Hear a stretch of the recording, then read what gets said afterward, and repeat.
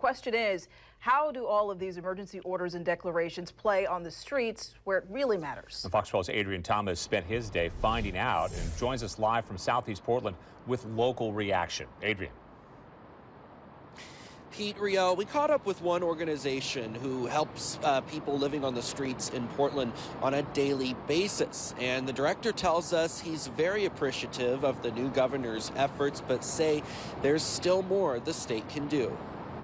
BLANCHET House in Old Town helps those experiencing homelessness day in and day out. Free meals, clothing, and other help is given to anyone who asks. Scott KERMAN, director of BLANCHET House, says while he looks forward to Governor Kotek's efforts to reduce homelessness, she and other state lawmakers need to provide funding and resources that go beyond just building housing. One of the gaps that currently exists in a lot of our funding is for wraparound support services like BLANCHET House provides, our meal services, our clothing services, the peer support that we offer people. KERMAN says BLANCHET House and other similar nonprofits rely mostly on donations. He says in these dire times, he hopes a statewide emergency declaration on homelessness will lead to more support of organizations trying to help those on the streets or struggling with mental health or addiction. It's hard to get funding for these kinds of community centers, drop-in centers, a lot of smaller nonprofits in our community. In Portland in the last year, multiple emergency declarations have been issued regarding homelessness, including efforts to speed up housing development,